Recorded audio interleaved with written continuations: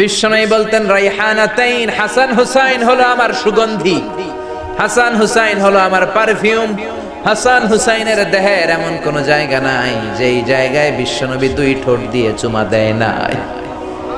বিশ্বনবী নিজে ঘোড়া সাজতেন, হাসান কাদের উপর দাঁড়াতো, হাসান নামলে আবার হুসাইন উঠতো, হুসাইন নামলে হাসান উঠতো।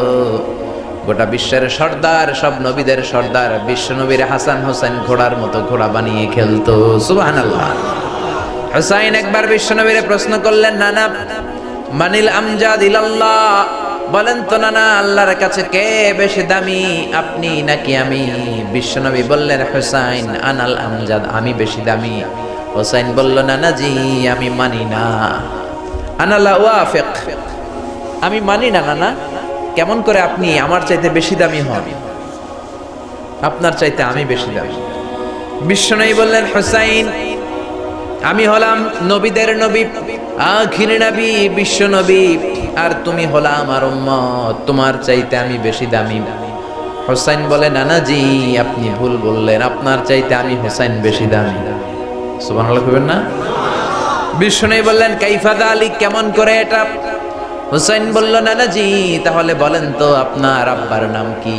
বিশ্বনবী বললেন, আমার আব্বার নাম হলো আব্দুল্লাহ। কি নাম? হুসাইন বলেন, আনা খালি আব্দুল্লাহ, লাইসা ক্বাবলাহু ওয়ালা বা'দাহু শাই। খালি আব্দুল্লাহ, সামনেও কোনো টাইটেল নাই, পিছনেও কোনো টাইটেল নাই। আমার আব্বার নাম আপনি জানেন নাকি? আমার আব্বা হলো শেরে খোদা, দুনিয়ার সব কাফির মুশরিকদের জন্য আল্লাহ আমার আব্বারে বাগ বানিয়ে পাঠিয়েছে। আমার আব্বা সাধারণ কোনো মানুষ নয়, বিশ্বনবীর মেয়ের জামাই। আল্লাহু আকবার। আপনার আব্বা আব্দুল্লাহ কি কোন নবীর মেয়ের জামাই নাকি? বলেন, আমার আব্বার নাম হলো আলী কাররামাল্লাহু ওয়াজহা। বিষ্ণু বললেন, তাই তো, আসলে তো তোমার আব্বা বেশি দামি। আবার হুসাইন প্রশ্ন করলেন, নানা বলেন তো আপনার আম্মার নাম কি? কি নাম বিশ্বনবীর মায়ের? বিশ্বনবী বললেন, আমার মায়ের নাম আমিনা। হুসাইন বলল, নানা জি আপনার মায়ের নাম যদি আমিনা হয়, জেনে রাখেন আমার মায়ের নাম হলো ফাতিমা, সাইয়্যিদাতুন নিসাই আহলিল জান্নাহ। জান্নাতে সর্বপ্রথম যেই মহিলাটা ঢুকবেন ওই মহিলাটা হলো আমার আম্মা জান ফাতিমা। বিশ্বনবী ফাতেমারে এত ভালোবাসতেন, বিশ্বনবী বলতেন যে ফাতেমারে কষ্ট দেয় সেজন্য আমি নবীরে কষ্ট দেয়, আর যে ফাতেমার মনের মধ্যে আনন্দ দেয় সেজন্য আমি নবীরে আনন্দ দেয়। বিশ্বনবী কোনো সফরে গেলে সবার শেষে ফাতেমার সাথে দেখা করে বের হতেন, আবার সফর শেষ করে বাড়িতে আসার সময় সবার প্রথম ফাতেমার সাথে দেখা করতেন। ও নানা বলেন তো তাহলে কে দামি, আপনার আম্মা আমেনা নাকি আমার মা ফাতিমা? বিশ্বনবী আর কোনো কথা বলে না। হুসাইন একের পর এক প্রশ্ন বানে নানাকে জর্জরিত করছে, নানা এবার বলেন তো আপনার নানির নাম কি? বিশ্বনবী বললেন, হুসাইন আমার নানির নাম হলো বাররা বিনতে আব্দুল উজ্জা। হুসাইন বলে, নানা আপনার নানিরে তো কেউ চিনে না, বাররা নামটা কারো মুখস্থ নাই। আমার নানির নাম আপনি জানেন নাকি? আমার নানির নাম হলো খাদিজাতুল কুবরা তাহেরা।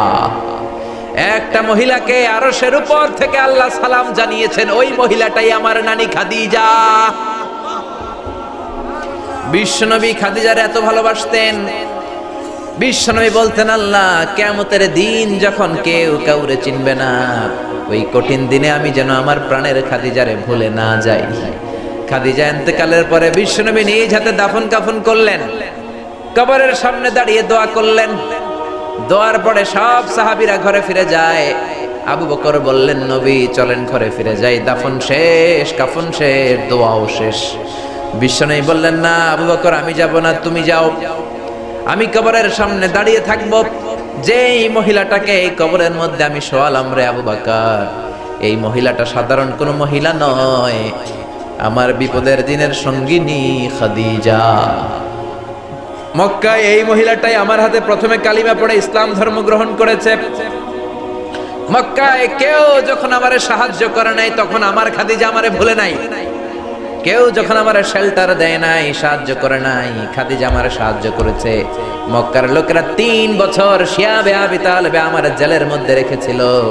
আমার কলিজার টুকরা বিবি খাদিজা ওই জেলখানার ভিতরে আমার সাথে ছিল।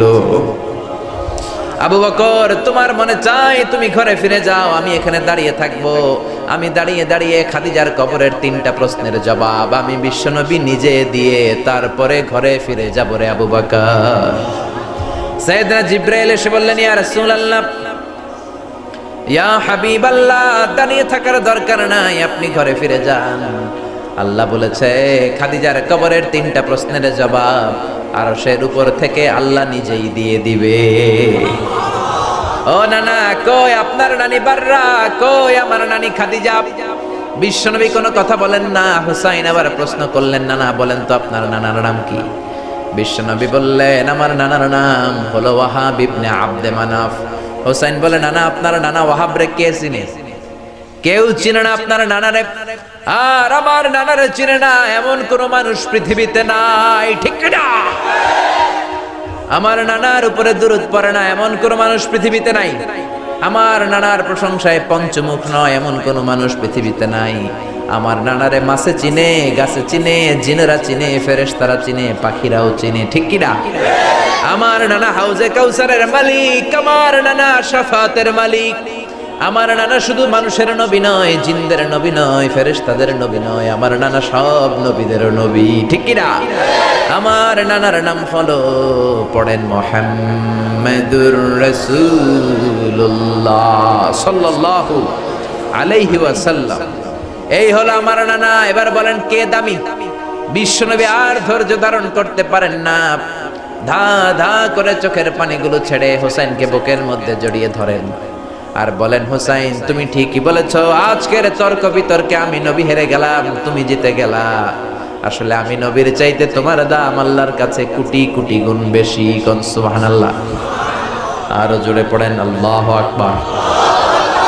দাসের সাথে কেমন আচরণ বিশ্বনবী, বন্ধুদের সাথে কেমন আচরণ, স্ত্রীদের সাথে কেমন আচরণ, ছোট্ট বাচ্চাদের সাথে কেমন আচরণ, সব অঙ্গনে বিশ্বনবীর জীবনী থেকে শিক্ষা ছাড়া নাই।